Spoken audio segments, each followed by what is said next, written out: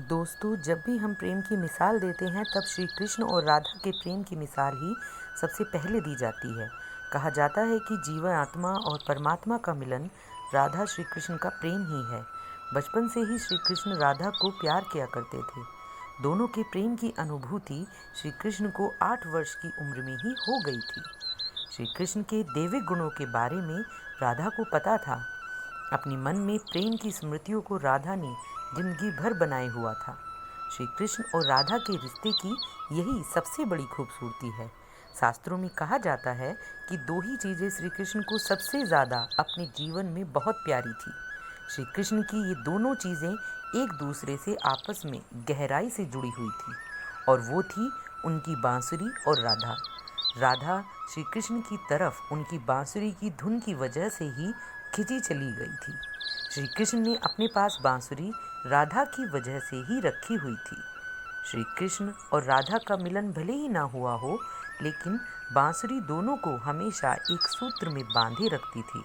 कृष्ण के हर चित्रण में बांसुरी जरूर होती है। राधा के प्रति श्री कृष्ण के प्रेम का प्रतीक बांसुरी ही है। कई अलग अलग विवरण राधा से जुड़े हुए हैं, लेकिन एक ऐसी ही प्रचलित कहानी मैं आज आपको बताने जा रही हूँ। जब मामा कंस ने बलराम और कृष्ण को आमंत्रित किया था, उस समय राधा पहली बार भगवान श्री कृष्ण से अलग हुई थी। जब यह खबर वृंदावन के वासियों ने सुनी तो वह बहुत दुखी हो गए।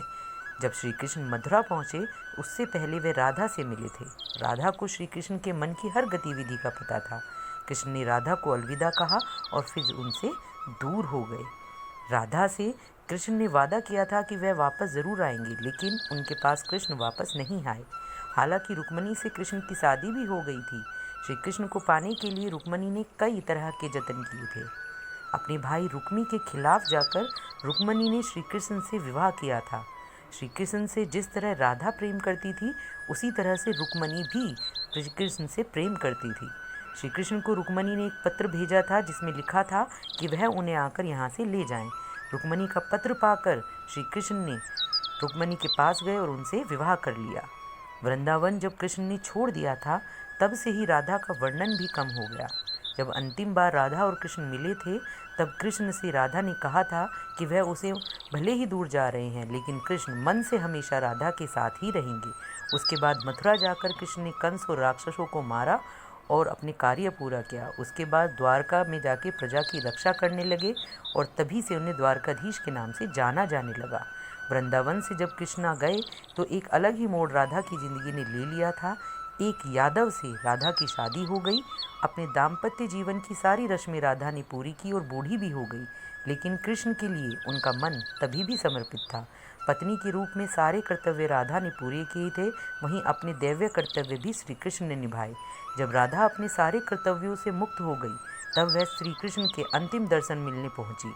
उन्होंने कृष्ण की रुक्मणी और सत्यभामा से विवाह के बारे में द्वारका जाकर पता चला, लेकिन वह बिल्कुल भी निराश नहीं हुई। राधा को जब कृष्ण ने देखा तो वे बहुत खुश हुए और एक दूसरे से दोनों ने संकेतों के जरिए काफ़ी देर तक बात की। कृष्ण की नगरी में राधा को कोई नहीं जानता था। कृष्ण ने महल में राधा को देविका के पद पर नियुक्त किया। महल में दिन भर राधा रहकर सारे काम करती थी। जब राधा को मौका मिलता था तो वह कृष्ण के दर्शन करती थी। श्री कृष्ण के साथ पहले जैसा आध्यात्मिक जुड़ाव राधा ने महसूस नहीं किया था। इसी वजह से राधा ने महल से दूर जाने का फैसला कर लिया था।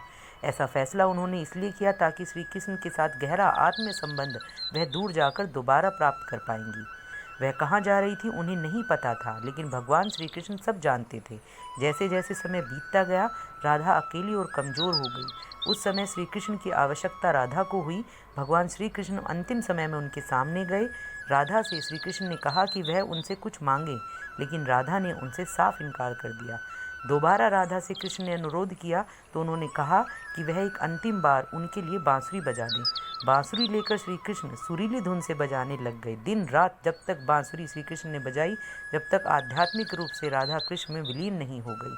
अपने शरीर को राधा ने बांसुरी की धुन सुनते सुनते त्याग दिया। भगवान कृष्ण जानते थे कि उनका प्रेम अमर है। इसके बाद भी राधा की मृत्यु को बर्दाश्त नहीं कर पाए और प्रेम के प्रतीकात्मक अंत के रूप में कृष्ण ने अपनी बांसुरी तोड़ दी और झाड़ियों में फेंक दी। श्री कृष्ण ने इसके बाद से जीवन भर बांसुरी नहीं बजाई। शास्त्रों में कहा जाता है कि नारायण ने जब श्री कृष्ण के रूप में द्वापर युग में जन्म लिया था, उस युग में राधा रानी के रूप में माँ लक्ष्मी ने जन्म लिया था, ताकि उनके साथ वह मृत्यु लोक में रह सके। तो यह थी दोस्तों मेरी कहानी। अच्छी लगी हो तो चैनल को सब्सक्राइब कीजिए, लाइक कीजिए। तब मिलते हैं अगली वीडियो के साथ। नमस्कार, बहुत बहुत धन्यवाद। ऐसे ही मेरी वीडियो को लाइक और सब्सक्राइब करते रहिए और अच्छी कहानी मैं लाती रहूँगी।